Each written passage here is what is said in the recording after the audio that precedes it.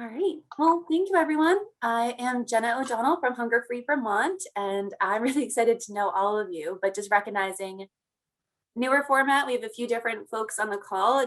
Libby, should we do a quick like who's who around the screen? Do you mind calling on folks as our co-host for this? Sure. Sure, I can do a quick introduction of myself. So Libby from the Vermont Community Garden Network. I'm the statewide network coordinator there, so I support people who are wanting to start or are currently running community-based gardens all over the state with trainings and all kinds of other things, but which I will get into in just a little bit. So maybe our other Hunger Council or Hunger Free Vermont, Rima, do you want to kick things off? Sure. Hi, everyone. My name is Rima. I'm the AmeriCorps Vista at Hunger Free Vermont, and it's good to see the different council people on one call. Excellent. Rima, do you want to call on the next person? Sure. Donna, how about you go next? Thanks. Good morning. I'm Donna from Share MRV in the Mad River Valley. And we work on sustainable food access in the valley. And one of our programs is, thanks to Libby's support, is a victory garden. Donna, go ahead and tag the next person. You can each do that as you finish up. Just unmute. How about Walter? Sure. Walter from Gifford Healthcare. For a number of years when I was at CVMC, I was working with VYCC healthcare shares. And also the Veggie Van Go. So food insecurity, I've seen so many people benefit from healthy vegetables. That just, it motivates me to do it even more. So thank you. Who hasn't been tagged yet? Sarah's our last. Sarah, okay.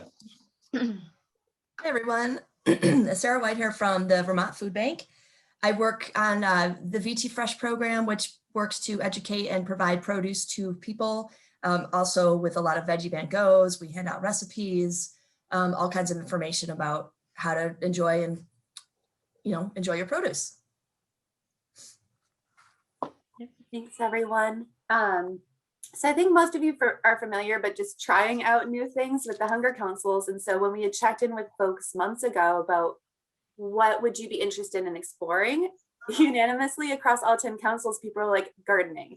And how do we use different types of community-based gardens to help support food insecurity? It's like, great idea. Let's talk to VCGN. So if folks aren't familiar with the Vermont Community Garden Network, we're going to do a quick overview of what VCGN is. A little bit of a grounding. Most of us are familiar with kind of the state of food insecurity in the state, but just how does that intersect with gardening? And then Libby's going to overview different models of gardens and like really highlighting how different models or hybrids of those models can work for different scenarios. So that's it. If folks have questions and or if there are tech difficulties, I know Zoom's always fun, feel free to send a message to me and I will try to run tech support. But yeah, Libby, do you want to start this off? Yeah, sure. So I am going to go ahead and then Jenna might have mentioned this, but if you do have questions while my screen is up, I'm going to be screen sharing here. If you could just type those into the chat. And Jenna will either interrupt me as I'm talking, which is totally fine, or we'll save those for when I'm done talking. So just so we don't have too many things going on while I can't see you. All right, I'm going to go ahead and screen share. And I also have some potential background noise, which is currently the tossing of dog bowls down the hallway. So apologies for the extra 1-year-old sounds in the hallway. If it gets too noisy, let me know. All right. So, and actually, I'll let Jenna start this out. Yeah, so just figuring out, we'll start off with a very easy test of Mentimeter. So if you go to the website at the top on your second screen or your smartphone, I'm going to do this myself as well. You can see how horrible I am at multitasking. But menti, MENTI.com, and then you'll be prompted to add in that number.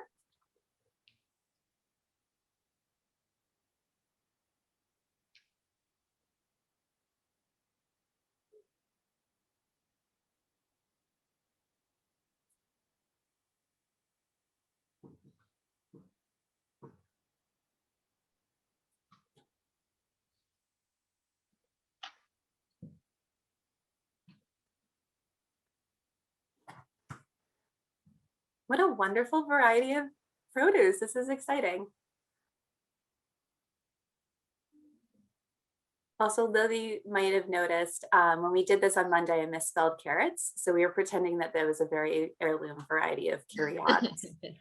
So I avoided saying that today. But so we're going to use this a few times throughout the presentation, just as different ways to interact as well. I know sometimes all of us spend a lot of time on computer screens, so just making sure people have a chance to interact in different ways. Great, thanks everyone. So we'll, like I said, we'll start off with just what is the Vermont Community Garden Network, and then what are different ways that we can tap into VCGN to help make our world a little bit easier. Excellent. Thanks, Jenna. All right, I think we've been through that. So I'm gonna kind of just do a quick overview, because in a sense, I could talk for a very long time about all the various kind of directions we go in our work. But in short, we help people access resources to grow food with a special focus on building confidence and community around shared growing spaces. And we are, in a sense, the connectors of nearly 600 shared gardens, so it seems, throughout Vermont. And we do a lot with a tiny staff. So this is sort of a selection of some of our programs. Just to provide some highlights, we have a grant program that has a focus on garden projects within underserved communities.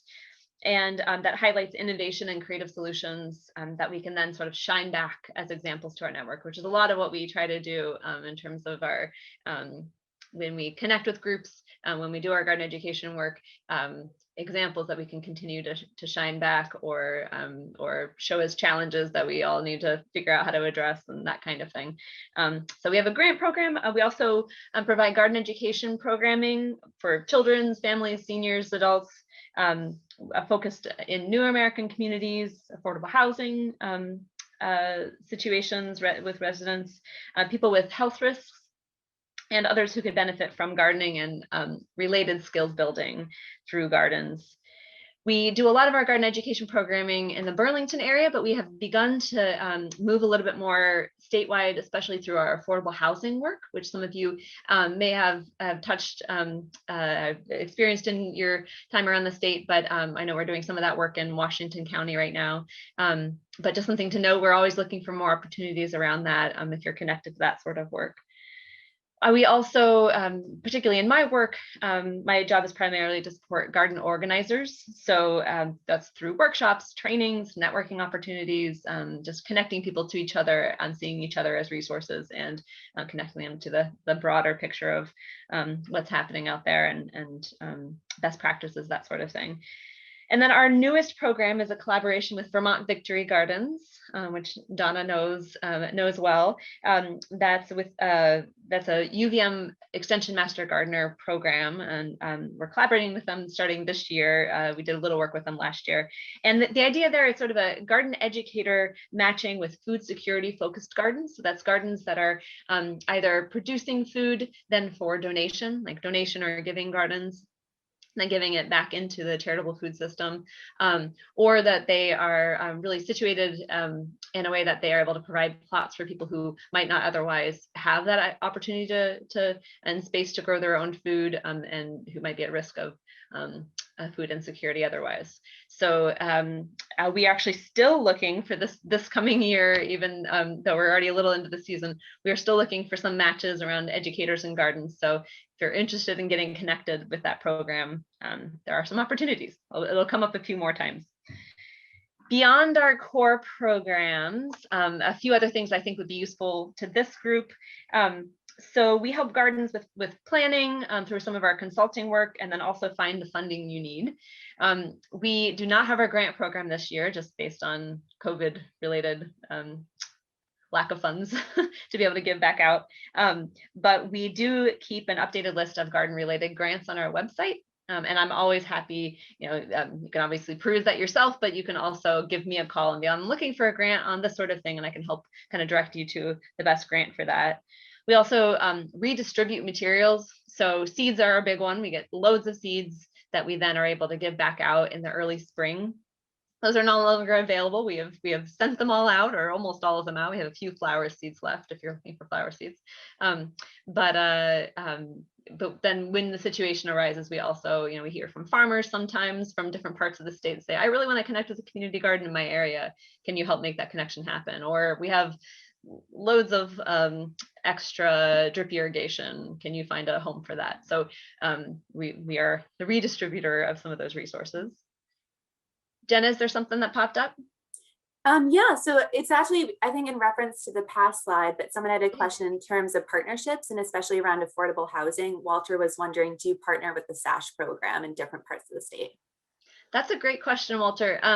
So not directly with the SASH program, but there are often SASH coordinators that that end up in sort of roles, garden coordinator roles, or connected to the garden in some way, shape, or form. So that I have attended some of the workshops that I've given, that sort of thing. And they're a very, very important resource in those communities. And so whenever we can tap into them, we do. But I would be very open and interested in connecting in a more robust way to that community. So let's return to that that idea when we in the next section. That'd be great. Does that answer that question? No, for now. All right. So a few other things. We also have a robust website for the organizer. We have our garden organizer toolkit with how to start a garden resources, things on coordinating volunteers, and then things that are more specific for like affordable housing or community composting is an area that we've done a lot of work around. We also have some resources that are specifically for gardeners. So growing in the garden page, which is sort of our favorite resources for just favorite gardening resources that then you can kind of send back out to your gardening community. Some on harvesting, preserving as well. And then more recently, we've started to send out these weekly emails. You can sign up for it on our website, and they come available during the growing season. And the idea is that as things are sort of coming on and pests are appearing and all those sorts of things, just what do you need to be paying attention to in the garden throughout the growing season? So that is another resource that we now have to offer. And then in terms of staying connected to the resources and all these opportunities, we have a monthly newsletter that you can sign up for that kind of keeps you connected, a statewide directory that you can either add your garden to or look for other gardens on. That's where those 600 some gardens live, and a statewide garden calendar, which we try to have populated by our network about things that are happening out there around the state. And a more recent resource that we've been working on developing is a network source list of where people get their gardening supplies. So all kinds of answers we got, from this gardening store is my favorite gardening store, to I actually get, for my mulch, I get free newspaper from behind such and such store or whatever it happens to be. So some kind of creative solutions as well. And again, we try to organize it a little bit by county and that kind of thing. So so if people are looking in their area, they know where to find it. And then one last thing that's sort of a new resource that's coming on this season is the Vermont Garden Tour. Our first year of doing that. It's open houses at community gardens across the state, and workshops, music, garden organizer gatherings, and our dates, locations, and descriptions will be coming at the end of this month. But that'll be in July and August, another way to kind of connect to the movement and what's happening out there. And then one last page in this section. Sorry, some of my stuff is coming up weird on the screen. Hopefully it's not showing up weird for you all. So how do you get involved if you are not already involved? So supporting the movement, becoming a VCGN member is one way to kind of stay connected in terms of donating and kind of diving and connecting more deeply to the cause through our network. Also sharing resources, like I mentioned a few ways, like that weekly gardening email, just things that you can just connect your gardeners to so they feel supported throughout the season. Getting on the map, I mentioned our statewide garden calendar and garden directory, two great resources to just make sure people know what you are doing and getting on the map and spreading the good word. Joining the discussion. So we actually swapping experiences and ideas through our closed Facebook group is something that we have, and there's been some great conversation that's happened across the state through that resource. And then, of course, our networking opportunities that we have. Joining the effort, so learning about activities that are happening in your area. Again, that garden directory is a great way to find out more about what's happening in your area and connecting to that. I'm often an advocate for, rather than going straight to, I want to start a new project, really thinking about what's already happening in my community and how can I connect to that, because there's a lot of great work happening across the state, and a lot of it needs more support. So thinking about that a little bit. I mentioned the Vermont Victory Gardens is one way to do that as well. And then if you're wanting to start something new, we're here to support you. I mentioned the consulting and resources on our website. We also have a training that we do a few times throughout the year.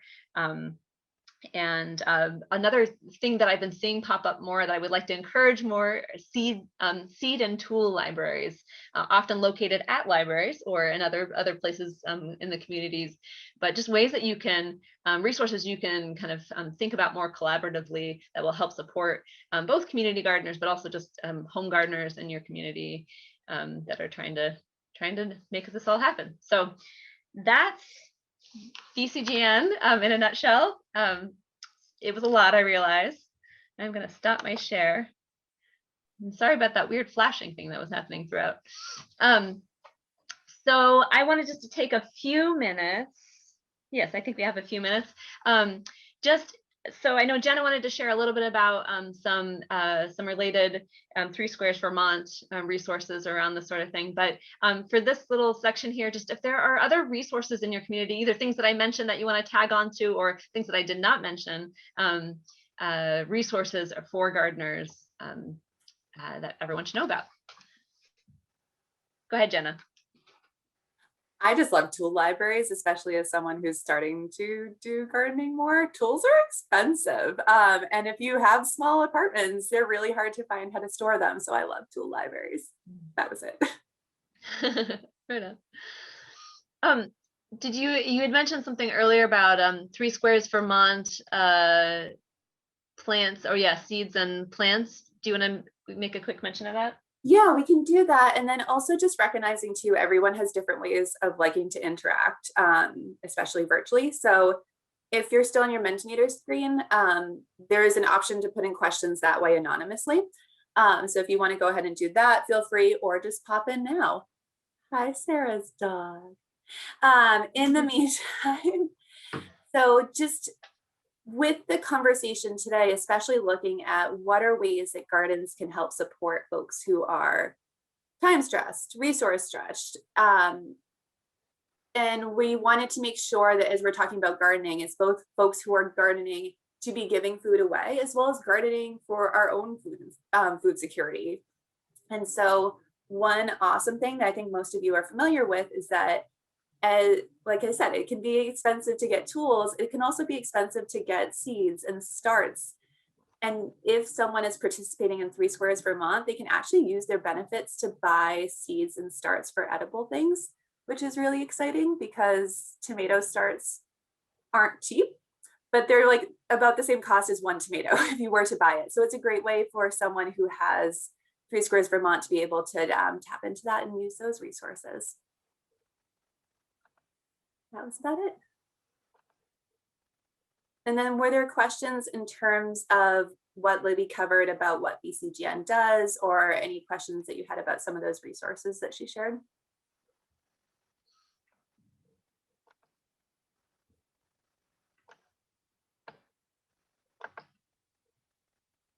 Or other resources that we need to know about at this point in time from Central Vermont and your unique communities? So we actually, we partnered with one of the some middle school kids from one of the local shop classes. They built us some seed libraries. So we have 3 seed libraries here. one at the Moortown Library, one at the Warren Library, and then one that we currently have at our Vermont Everyone Eats Saturday meal distribution, but will be at our farm stand in a couple of weeks. So, and that was a super fun project. The kids had a blast doing it. It was a way to engage another piece of our community into our mission, and with donations from the Community Garden Network, we were able to populate the libraries, and it's been a really fun thing this season. So we've got lots of seeds if anybody needs any. That's awesome. Yeah. Libby, I'm wondering, do you work with the gleaning organizations? No, we don't closely work with them. I often, the gardens that I work with, there are quite a few of them that are connected to gleaning networks. But no, these are all connections, connections that I would love to be more in touch with. And you work for the Vermont Food Bank, is that right? Yeah. Am I remembering that correctly? Yep. Yeah. Yeah. We have gleaning teams in Burlington now, and Rutland and Brattleboro area. Excellent. And do they do visits to gardens, or is it primarily farms? It's mostly farms. Some of the bigger farms, like we work a lot with Intervale, Harlow Farm in the Brattleboro area. So it's all brought into food shelves, and like our veggie van goes and shared out with the community. So it's really great. Yeah. Great program. Awesome. Yeah. I apologize, I'm completely forgetting the name of it, but so at the Garden of 485 Elm in Montpelier, they're a collective garden, which I'll bring up in just a little bit, but I know that they have a gleaning. They're one of the only ones. Most gardens sort of have their own system for bringing food to the food shelf or to a meal program, that kind of thing. But they're one of the few programs that actually have gleaners come into their garden, because they're like almost like a mini farm, very very mini, but They must be. Yeah. Yeah. It may be your network. I'm not sure. Oh, I just Probably. Probably the Community Harvest Essential Vermont. Okay. A really great cleaning organization, Essential Vermont. Yeah. Gotcha. Awesome. Yeah. We partnered with them last year to sort of supplement what we had in our farm stand. We got some veggies from them. Yeah, they're a great organization. Yeah. Awesome. All right. Anything else around resources before we dive into gardens? All right. Let's look at pretty pictures of gardens. Before we do that, though, I know Jenna wanted to talk just a little bit. Let me share my screen again. I think I fixed that weird orange box, maybe. Let me know if I didn't. Let's see if this works.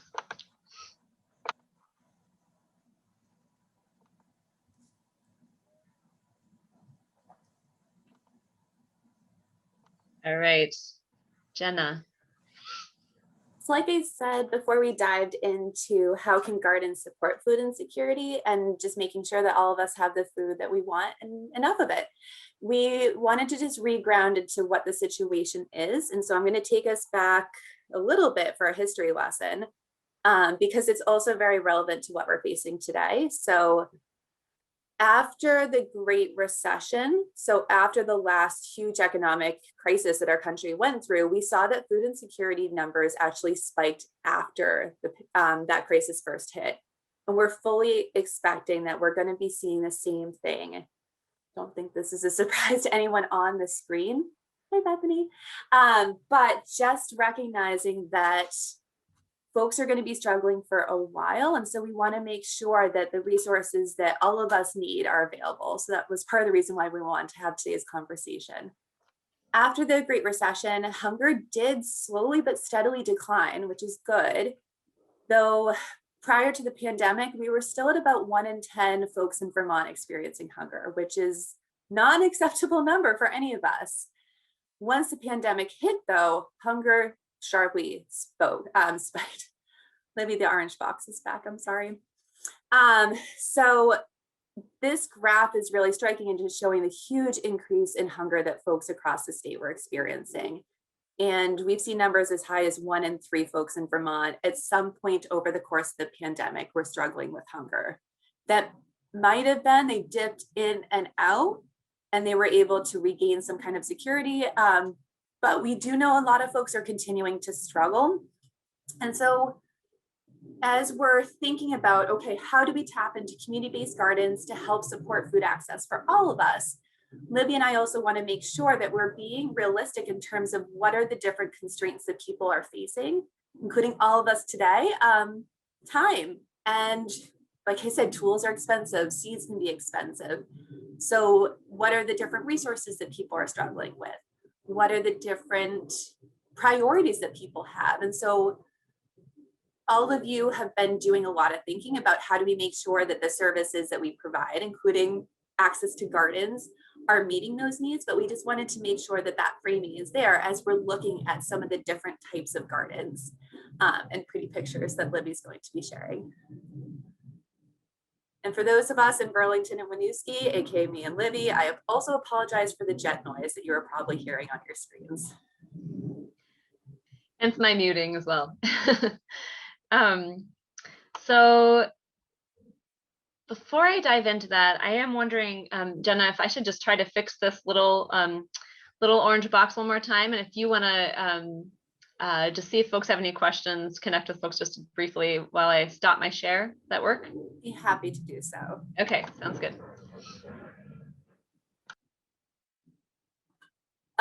Like I said, all of us have been thinking a lot, just knowing the people on the screen, about services and knowing, especially you, Donna, and Walter, you have experience with the pharmacy program, sorry. What are some of the things that you've been thinking about in terms of making fresh produce available to folks?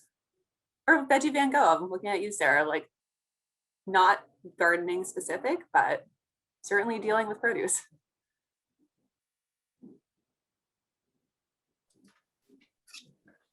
So one of the things I'm thinking, I don't know if anybody knows where Randolph, Gifford Healthcare is in Randolph. When you drive in, there's actually behind one of the buildings, a couple of picnic tables for people to sit. And while we were talking, it's like, that would be a great place for a community garden. You know, it gets sun all day long, excuse me. And it would just, you know, it would just be wonderful just to have that. So that's in my thought process and trying to see where I can move forward with that. That's a really good idea. That, or I'm also thinking, and we'll talk about this later, but edible landscaping too. So building in perennials and using that to, folks can just snack on blueberries as they're eating their lunch or something. That's a really good idea. Yeah. All right, folks, I don't know if I fixed it, but we're gonna give it a try again. And my apologies if there's just a flashy thing happening for my entire presentation. So we'll just make do if that's the case. I closed everything else possible. All right, so now we'll do a quick screen share.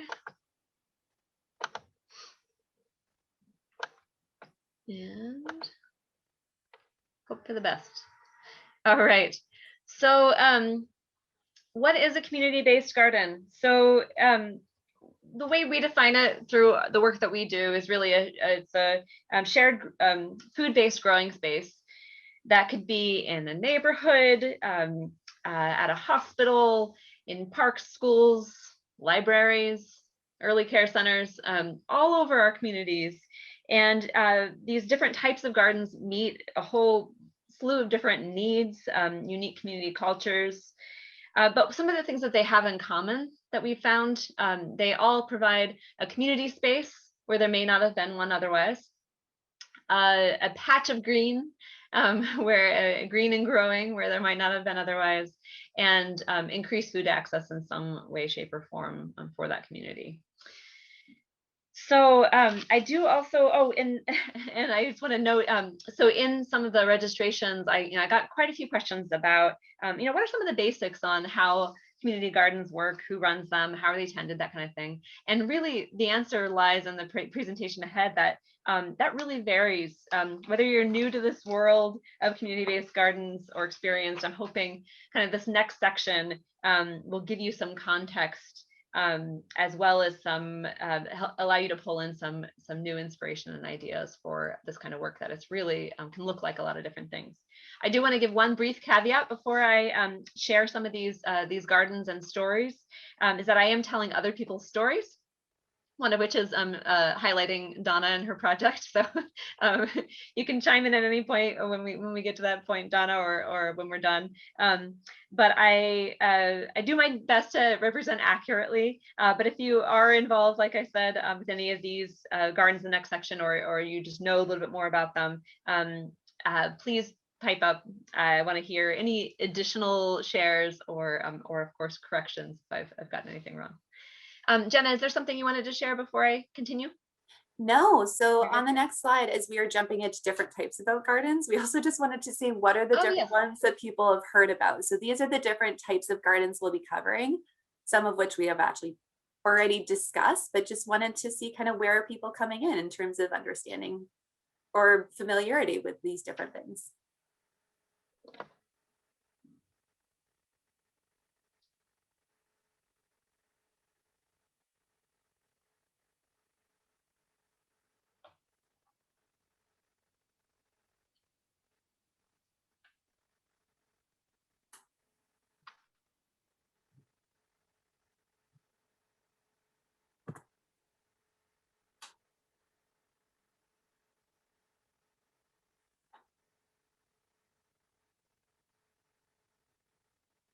It seems, Olivia, similar to last time.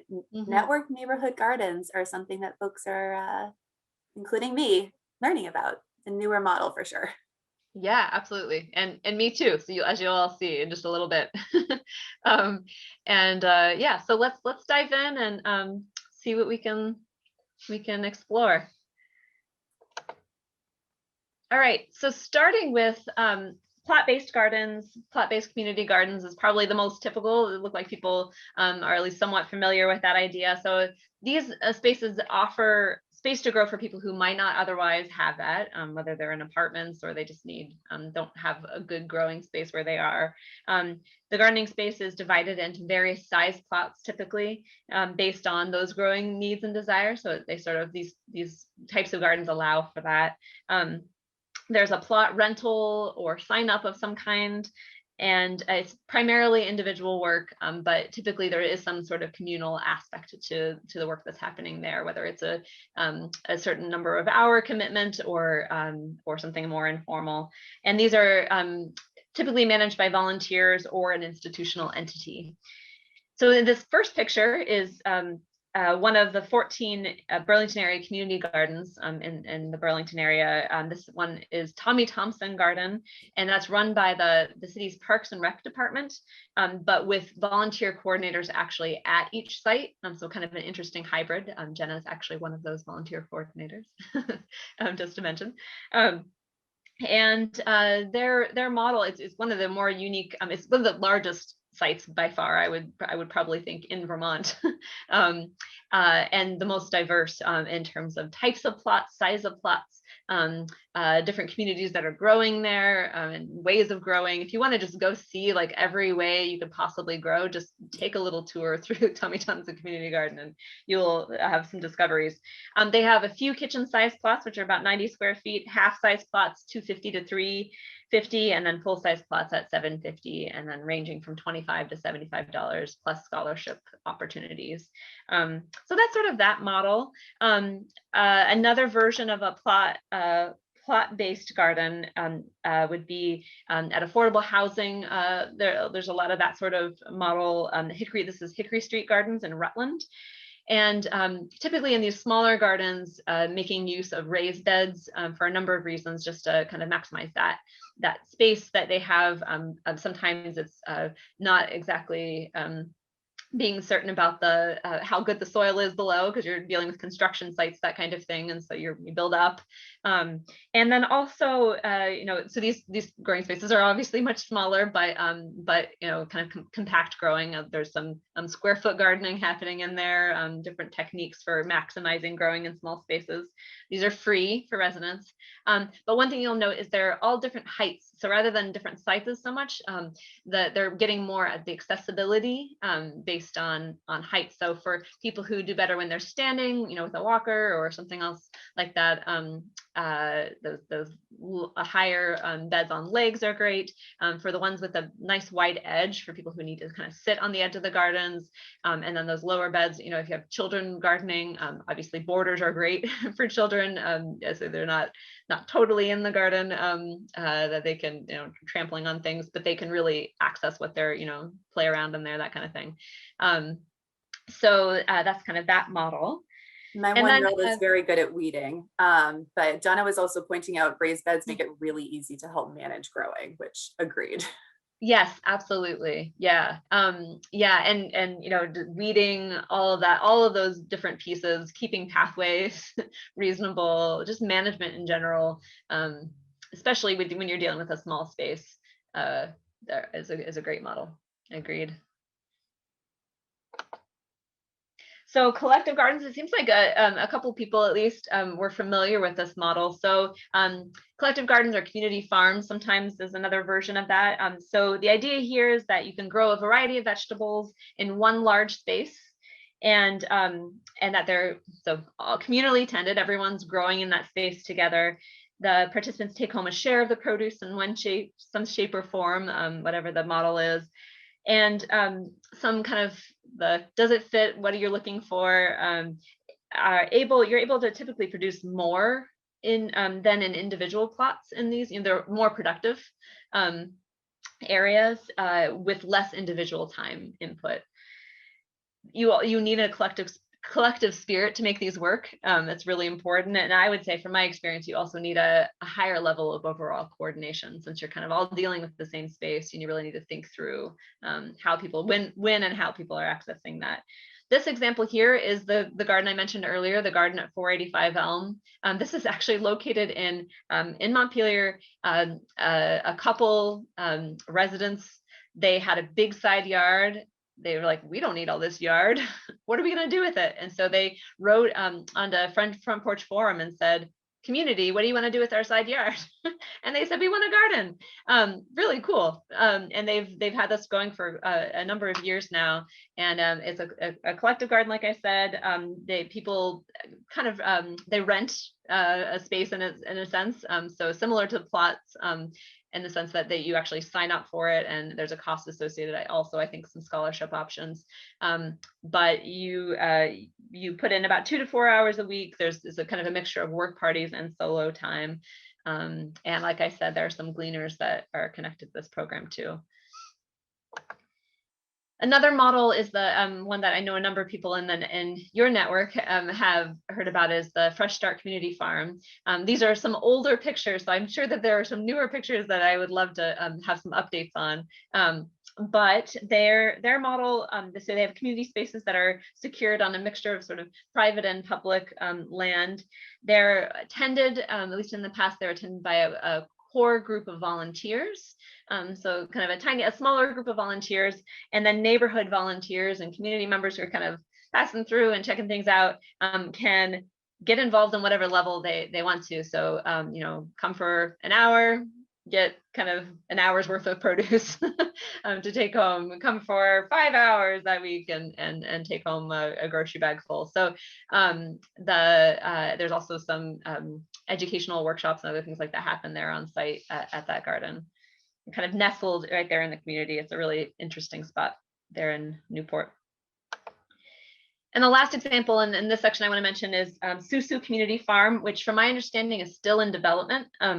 They're still kind of working out what that's going to look like, but it's Black and Indigenous stewarded farm and land-based healing center, which is offering, for their vision is to offer, and I think have started offering free CSAs and growing opportunities for BIPOC families in the Brattleboro area. And that allows them to really, this model really allows them to address the specific needs of a community that might be underserved otherwise. There's a similarly inspired urban farm that's up in here in Winooski, where I live, at the Conscious Homestead. So kind of a new thing that's popping up that I'm excited to hear more about. So educational gardens, we have heard of school gardens, of course, probably the most typical thing we've heard about, a space for exploration and learning, used mostly for teaching, less so for production when you're really focusing on that.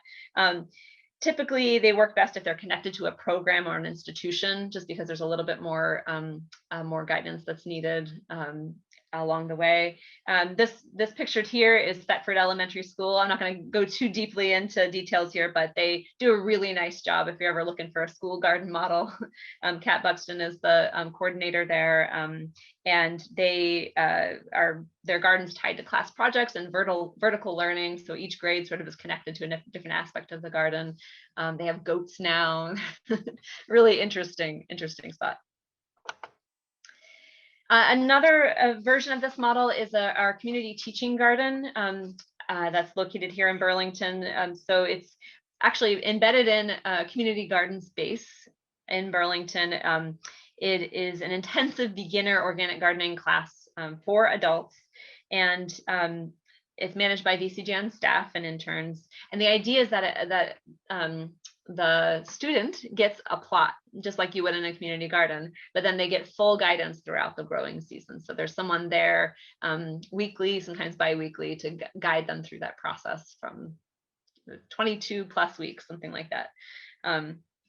So that's another model. And then something that we've been trying out the last couple of years is gardening for health. So this is a collaboration with the UVM Medical Center. So it's located at the hospital on their rooftop garden, and it's an adult garden and nutrition education workshops for qualifying patients at UVMMC, and students take home produce also as a part of it, in addition to learning about things. And I think it's focused on, people who are at risk of diabetes, I believe. So kind of a new model, again, focusing on a new community, a great way to kind of get at that skills building aspect.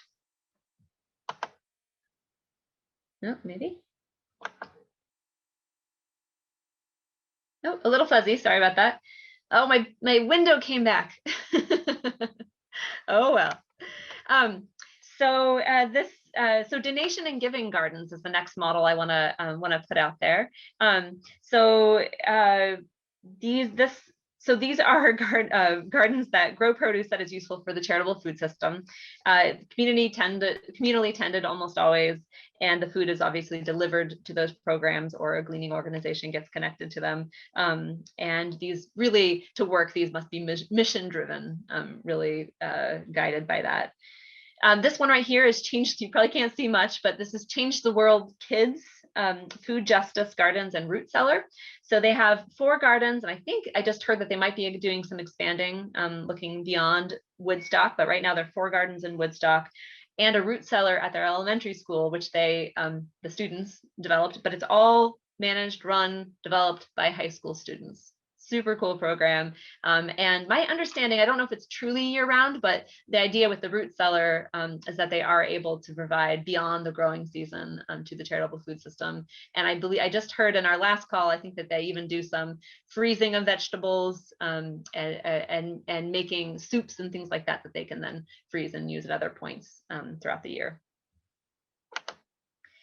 And here are our Vermont Victory Gardens. So lots of gardens all across the state, more this year, some other gardens this year as well. But one of our gardens that definitely a shining example was the Mad River Valley Victory Garden in Waitsfield. And this Give What You Can farm stand, I just thought was just such a cool kind of addition to that model. And Donna, would you be comfortable unmuting yourself and just talking a moment about that? So sure. So we got our piece of land donated to us by the owner of the property, which is the American Flatbread and the Row Farm Inn. And we networked with a few other community members to donate all the supplies to build the stand and the expertise from some friends at Yestermorrow to help us put together the stand. And we ran it as by donation, just as a donate whatever you're comfortable with, and harvested. So all the produce from the garden went to the farm stand, and we had. I sort of came into the season late last year, but there were some pest issues that limited the produce that was available last year. So we supplemented with a little bit from community harvest folks of Central Vermont. We were open 2 days a week, I think it was, and it was really great. It was fun to connect with the community members who would come each week to see what we had. We showed them around the garden so they could get a little bit more information about what was going on. Yeah, it worked out really well. Very excited about this, about our harvest this year too. Awesome. Oh, how exciting. Growing some new Yeah. things this year. Yeah, so we actually doubled the size of our growing space. George gave us another piece of land to work with. So we have a lot more that we're growing. We're doing some experimentation. We have constructed some Three Sisters growing spots where we're growing corn, beans, and squash. And we have a number more educational programs that we're offering too. So we're hoping to get folks to come and learn and help in our garden, as well as learn to apply to their own gardens. Excellent. Awesome. Thanks for sharing, Donna. All right. I'm going to share again. I'm hoping that my resharing will stop that strange orange little box y'all keep seeing. Thank you for sharing, Donna. That's great. So a really excellent model for a lot of the work that you all are doing. And I really love the extension that the Mad River Valley Victory Garden has done around education and really connecting with the community. It's about more than just growing the food and giving it out. And I really appreciate that. So help yourself gardens or edible landscaping is something I did not see anybody check that box when we were doing our voting earlier. So the idea here is these are based on in public or publicly visible locations, gardens kind of in those spots. They're tended typically by a team of volunteers, and the produce is for anyone to harvest, which is an interesting idea. Either you need to be looking for a local need, or I would say even more so, these gardens I think are a great awareness raising tool. It's going to be a little bit less about the gardens themselves, a little bit less about getting food in people's at people's plates, and more about just getting people to learn a little bit about what's out there and maybe get a little fresh produce along the way. So this example here is edible Brattleboro, which is one of my favorite versions of this. I've seen lots of gardens do a little bit of that kind of the help yourself, and a lot of times I've actually seen that it hasn't been successful, that people don't want to take from it, or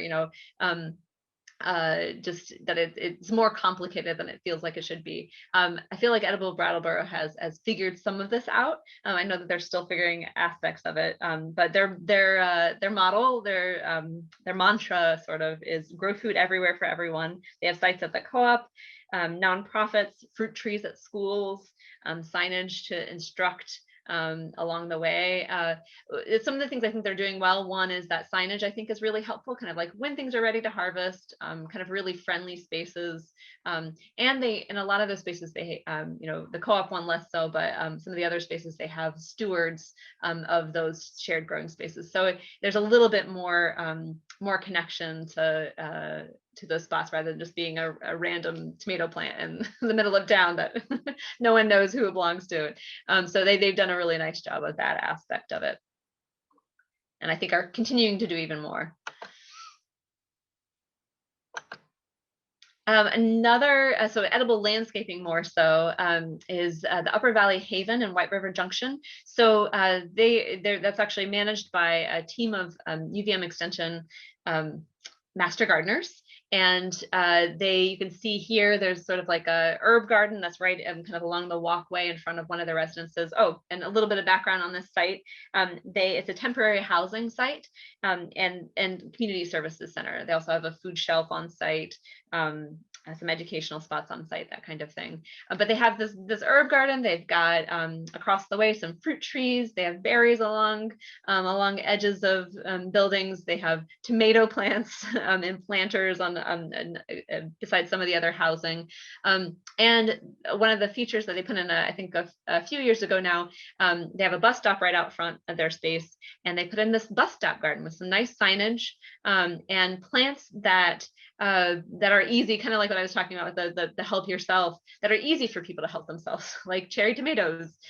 There's enough to share, they're prolific, and an easy thing for someone just to kind of like, oh, check it out, see what a cherry tomato tastes like. So a fun model there that they're playing around with. And the network neighborhood gardens. So as Jenna mentioned, oh, we're all very curious about this. Well, I am too. So there's nothing pictured here because I have not seen this model in its full success as of yet. But it's a really interesting idea. So the idea here is that they're gardens that are located throughout a neighborhood at people's houses. So that would be neighbors that are willing to give up part of their yard for communal growing of some kind. They are tended communally, typically by kind of small teams. There was a group in Brattleboro Mutual Aid, that has played around with this idea a little bit, and I think they're still playing around with it. So I'd be curious either their update or definitely if any of you all have any similar scenarios that you've heard about. I would love some actual examples here. This is a great fit for a project that is lacking a larger parcel of land. If you're really wanting some neighborhood engagement, it's a great project, and it's a great way to kind of manage smaller spaces with smaller teams. It's just can be a little bit more easily managed. But again, especially that neighborhood engagement piece, I think is a really there's a lot of potential there. And then the very last thing I want to mention is that most of these models are not just one thing going on. I kind of mentioned it a little bit already, that Tommy Thompson Garden, they also have pick yourself berries and fruit trees and educational workshops. Garden 845 Elm, I already mentioned, they do some gleaning, and they have a lot of public, open to the public workshops. They have an incredible composting system, community composting system that's a model for folks all across the state, honestly. And then a couple of gardens that I didn't mention earlier. My last two that I want to mention are Folsom Community School Garden. Because they're just kind of doing it all. They are an education, they're located out of school, so they're an educational garden. They are connected to the summer meal programs and the food shelf. They have snacking beds, kind of help yourself snacking beds for students and other people connected to the school community. And they engage the broader community in the summer months. Local volunteers and partner organizations in the past have adopted a bed for care during the summer months, which is a really great, that hybrid model is a really great thing in the school situation, the sort of school community combination. And then Highgate Housing is is a model that I feel like if you are in central Vermont, you probably have heard of them, at least if you're connected with the affordable housing community. They have been doing great work for many years. They have plots and collective spaces, and the model that they have used in the past is that residents, once they show commitment in the collective space, then they get their own personal plot, and it's kind of a great way of managing that, and also kind of building some of that education into the gardening on site.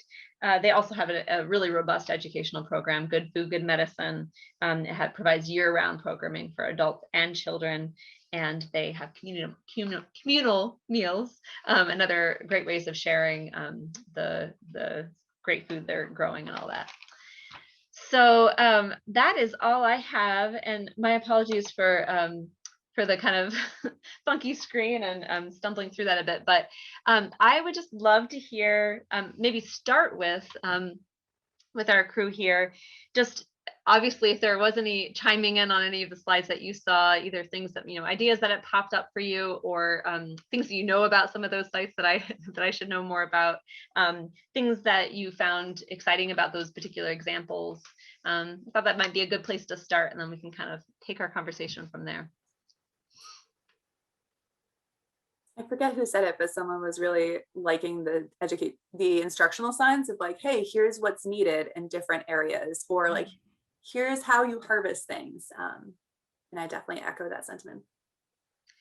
Yeah, a garden that actually has done a really excellent job of that. The garden at 485 Elm, they have a whole system for that. I've also seen some gardens do, especially communal gardens or giving gardens, where multiple people are using the space, having stoplights or other sort of systems for like, this bed is ready. I think actually the folks in Newport for a while had flamingos that they would plant into the bed when it was time for something to be harvested. Just things that are sort of like, I'm a big signage person. I'm like a signage nerd, I would say, actually. But I just feel like it's so important. People need visuals just to like feel guided and supported. And some of that's very clear, like you said, very clear instructions. And some of that's just like, all right, it's ready. This is what you need to do next. Yeah, I thought that was phenomenal, because I've been actually sort of trying to find ways to make it so it's easy for people to come and volunteer without really having to manage, what's going on, to make it so just signage. Yeah, I love the flamingos. That's an awesome idea. Yeah, making it fun too. Doesn't hurt for sure. And Donna, I would encourage you to connect with Cheryl from the Garden at 45 Elm if you don't know that site. I don't, but I just moved it to the top of my list. Yeah, thank you very much for that. Yeah, they have a website that you can check out. Really worth checking out. Yeah.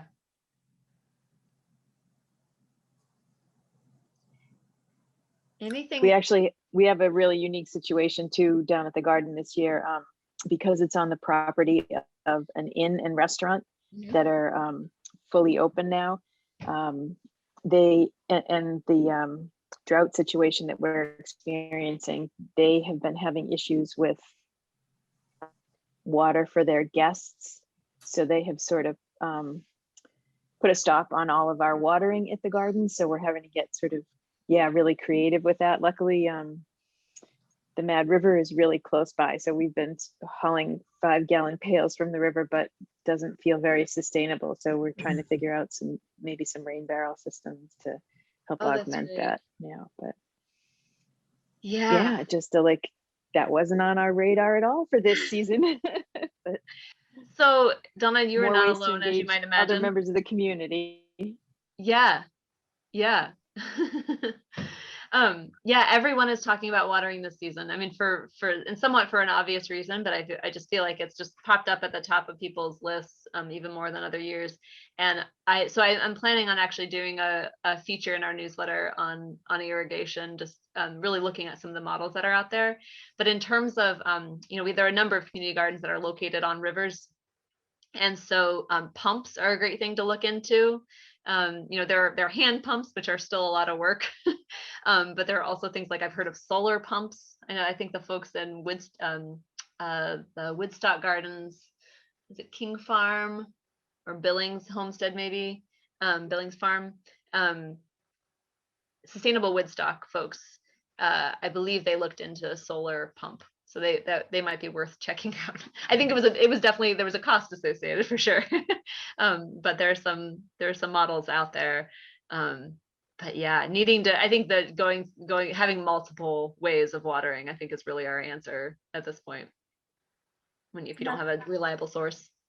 That ties into a conversation we had on Monday with that crew as well about like the infrastructure needed to support these and making them accessible. And so Sarah, shout out to the food bank, but the most recent grant round from the food bank is looking beyond just network partners and really looking at building infrastructure for groups that are trying to provide food to the community. So that we will make sure we share the information link.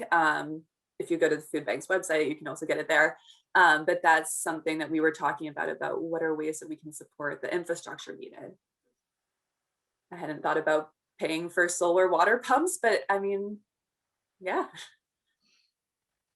Yeah, Sarah, is there anything that you'd like to add about that, or things that we should know about that particular opportunity?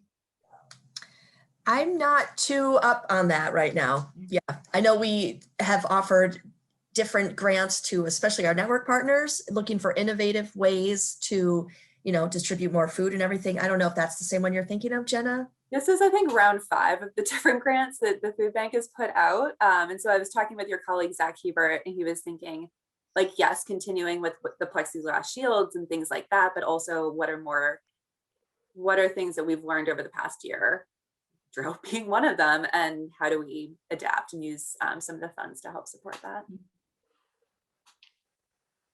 Sorry, I didn't mean to put you on the spot right there, Sarah. The food bank does so much.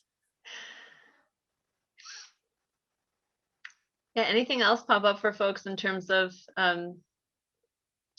things from the slideshow that just models that you feel like resound with some of the work that you're doing, or questions that you might have about them?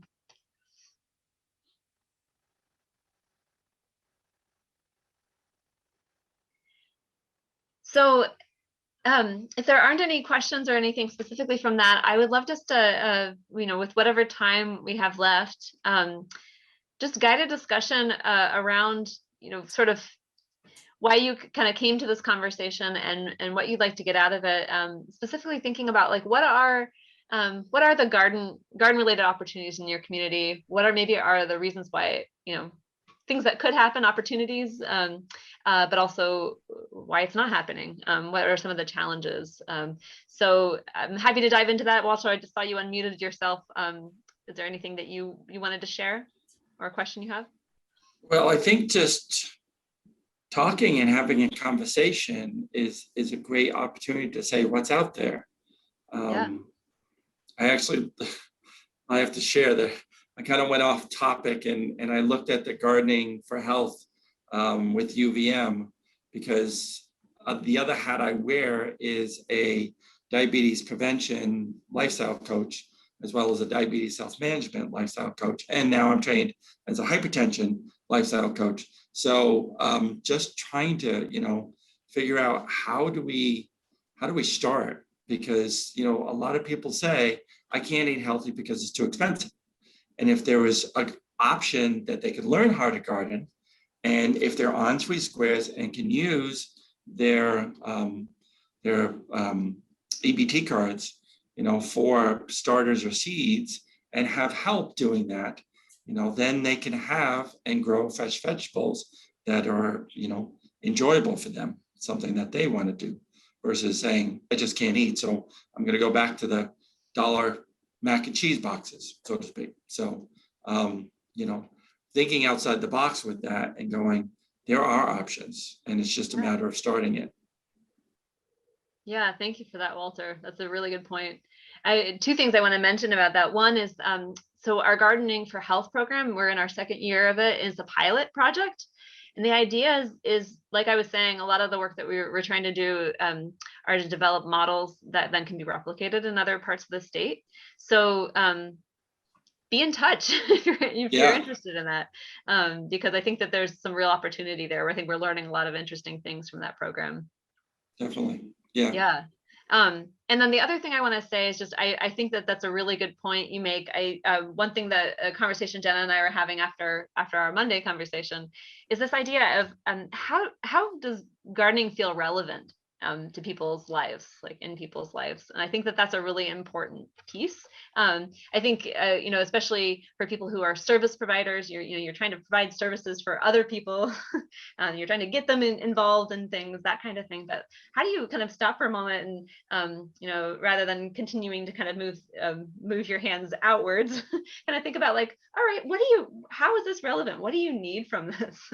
What can you get out of this? How can we make this space, what we're growing, all of those kind of the aspects of a community-based garden, what you need in your life right now. And just what you were saying, I think is a great example of that. Yeah, and on another semi-related topic, I heard the story recently, and I don't exactly know where it was come from, but like a 3 to 5 year old, I can't remember the age of the child. They actually went to family members, and there was a garden there, and they had never seen where food comes from, because they always thought it came from the store, so to speak. It's like, so, it's like, oh, connecting it. It's like somebody grows that, so to speak. So yeah, I'm looking forward to strawberry season and taking the grandkids out to do strawberry picking, where they say, don't eat in the field, kind of thing. Good luck with that. And kids, and for families, obviously kids are really, talk about relevancy. Kids getting connected to this is a really relevant piece, like feeling jazzed about where things are coming from and trying new things and all that. And then I saw a gardening program for kids, where nutritionists went into a school and taught the kids how to cook. And then they saw those vegetables in the cafeteria, so they were more apt to choose those in the cafeteria versus, the pizza or the hamburger or something like that. Because they prepared it in class, and they knew, okay, this is what this is, and this is what this tastes like, so to speak. So connecting that, and even going a little bit further and saying, hey, grow this, prepare it, and then, see it in the cafeteria. It's a really powerful model. Fresh, right? What was Sarah, that, Jenna? Sorry. I'm just going to put Sarah on the spot again, but that's the idea of VT Fresh, of just showing folks and recipes. And Yeah, exactly. It's always been for the, pre-COVID, we would do taste testing and samples and have, table set up with the beautiful display. So that's the kind of model behind VT Fresh. But since we haven't been able to do that, we've been doing recipe kits for a lot of network partners. I'm starting to work with childcare centers, where it's like a Hello Fresh box, but it's one recipe, it's one produce side dish that we're doing. So we're actually building that up quite a bit. We're still piloting it, but that's pretty exciting and a different way to get produce to people, and especially working with young kids, because if they can start there, they bring it home, show the parents. It's a good way to do that. One thing I wanted to bring up is I've been gardening for years at home, and the difference in things available to me last year versus years before. I mean, people are just gardening like crazy all of a sudden. So there's just a huge boon of that, which I think is awesome. So I think it's a great time to really get people involved and to learn more about these things and get them involved in donating produce to the local food shelves and that sort of thing. Since so many more people are doing it. Yeah, absolutely. It feels like the time is ripe. Literally, like it's really, yeah, totally. Nice pun. I know Meredith Niles at UVM has been doing some studies as to how COVID has impacted folks' food security. And I think not their most recent, but the second most recent was looking at how are people looking at self-sufficiency for food. So that's very much including gardening, but as well as like foraging, hunting. I haven't seen the results of that come out yet, but I'm pretty certain that, Sarah, you're right. A lot of folks are turning to gardening for self-sufficiency. Jenna, if you do get that report, please share that. I would be interested in that. Definitely. Yeah, absolutely. And on another subject, I read a study where I think it was in Switzerland, where the neighbors in the neighborhood get together and say, what are you growing this year? And they make decisions, all right, I'm growing spinach, you're going to grow broccoli. So that, and then they share that produce, and they're able to get more space, and use the available space, so to speak. I love that idea, Walter. I've heard of a few people trying that out, just neighbors as well. There was a very tiny community garden in Bellows Falls some years back. I don't know that it's around anymore, but there were some raised beds that were kind of in a community spot, and the people who were involved with it, they each took each bed was a different crop. And so they took turns each year kind of rotating through those crops. So they would learn intensively about a certain crop. And then they would so it was sort of like a version of that collective gardening, but like each person becomes a specialist in a sense and then shares with the rest. It's kind of an interesting model. That reminded And me. Sorry, go ahead, Donna. There's so many more benefits too than just the output from the garden, to the socialization, the fresh air, the exercise, just like the benefits go on and on beyond just the produce from the garden. Yeah. Thinking the benefit of exercise of hauling 5-gallon pails of water. That reminded me too, a conversation that we had on the Monday group was, I forget who did it, but someone had reached out to their local food shelf and explicitly asked, like, okay, what is the produce that you want beyond just zucchini, to pick the easy vegetable to hate on? But that I know had come up. I was looking through the questions that had been submitted in advance, and that, like, how do we connect with food shelves? And that was something that I'm sure, Donna, you do. But just how do we make sure that the produce, if we're going to be donating, it's always with the best of intentions, but sometimes that's not meeting what folks are needing. So I really like that model of connecting. I think it was like the fall or the winter in advance so they could plan their plantings around there. Yeah, VYCC did that a couple of years ago. At the end of the season, they asked participants, what would you like to see more of? What would you see less of? And for some reason, they had planted a whole bunch of fennel. And almost every week, people were getting fennel and said, enough with fennel. I'm done with it, because it was just too much. There's only so much licorice that you can build. Exactly. Yes. Yeah, a lot of times when people ask me, like, what should I plant? I'm just starting out, or I'm growing a school garden, or whatever happens to be. What should I plant? You're like, what do you eat? Like, or what do your kids eat? Or what do like, what's reasonable? So yeah, starting there. It's a great thing.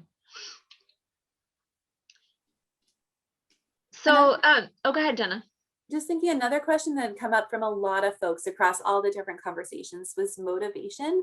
And that's twofold. One is, how do we try to get new folks to be trying gardening? Because it can be really intimidating. And we talked a little bit about like how educational science can be helpful, but if folks have thoughts on that or just want to share a vent, like, it can be a big barrier of making this feel relevant and doable for some people.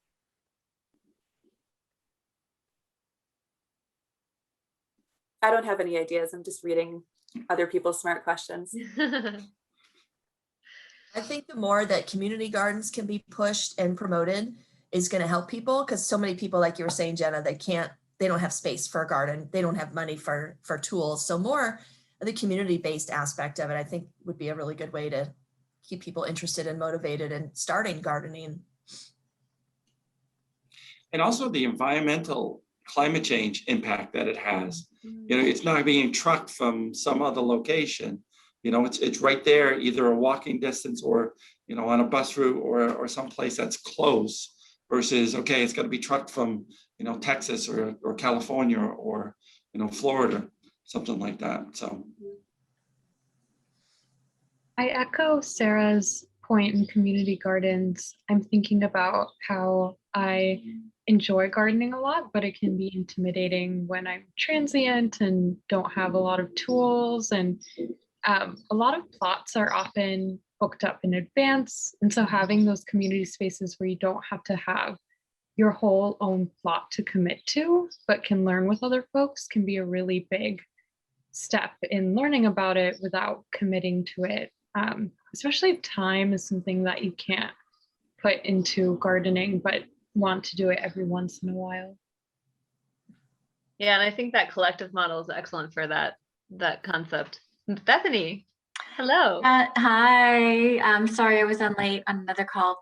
Sometimes I think just the concept of that edible landscaping, so that it's normalizing seeing those things and people are open to try, and the more that folks maybe even switch from planting tons of flowers in their garden to doing more containers with vegetables in them or other fruits, just so people are seeing them and asking them. And I know that some of the new community gardens that happened in Rutland a few years ago, it was just a part of normalizing, like, what's everybody doing there? What's everybody doing there? Huh? And, just getting to folks who haven't gardened before. And the more that you see it and normalize the behavior, then perhaps that might intrigue. Because, yeah, part of me sometimes gets to, what are those barriers when we've attempted to do a small community garden plot with WIC families and just really struggled to get WIC engagement to meet in a central location to play. And it was a year that was always a thunderstorm when they were going to gather. But, I don't know, so just sometimes I think the more that it's out there, the more people are seeing it, and we really normalize the behavior, and it's just not those folks who know how to play in dirt.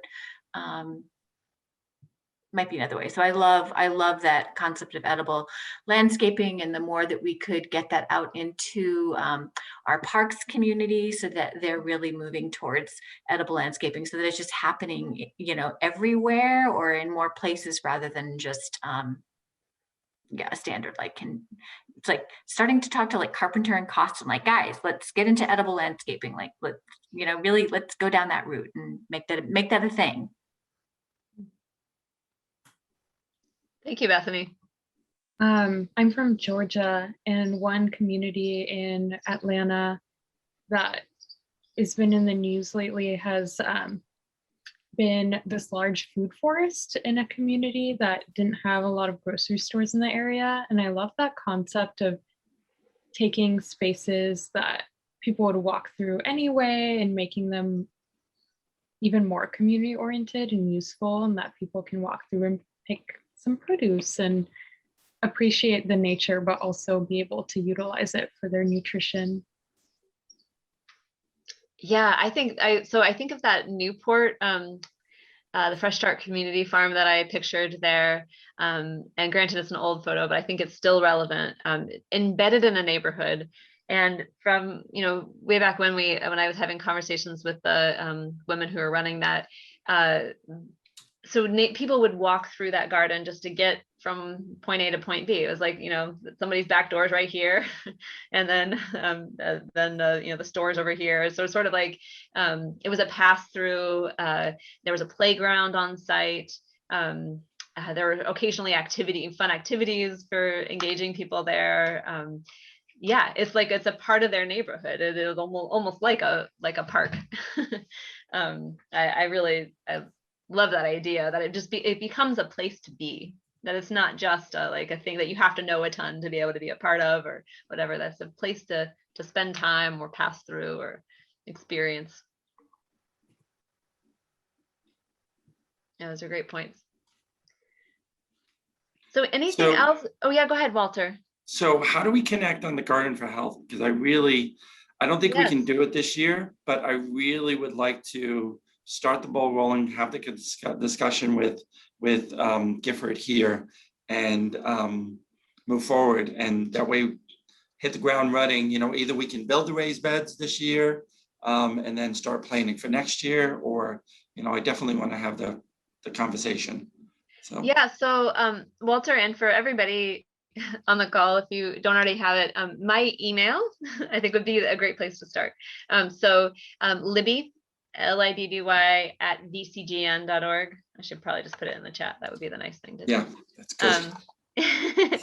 Let's see, Libby @vcgn.org. So that's me. And just if anything comes up, if there's a collaborative thing that you're thinking of, Walter will then send you to our director, Michelle, because she's running that program currently. But yeah, connect with me and I'll make that happen. And I love both questions, brainstorming, news of what's happening in your community that we should know about. I mentioned the word connector a few times, and I'm able to do the work I do because of what I hear from our network.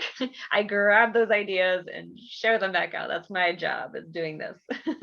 So please get a hold of me for all of the above. Yeah, and I think that maybe is a great transition, Walter, and everybody, to the kind of our closing here. Thank you all for engaging in this conversation. And yeah, just showing up for it and the work you do in your communities, and be in touch. And I know that Jenna, you wanted to do a little bit of wrap up. Yeah, just that we'll be sharing this recording back out, as well as all the different either organizations or resources that were shared. Walter, I've been making a list of like connect Walter with this. But trying to make sure that across all the different conversations, the different things are coming up. So we'll make sure that all of those get shared back out. Thank you all so much. This was a lovely way to start my day. Yes, same here. Please be in touch and happy growing or eating wherever you are in both. Right, I'm going to stop the recording.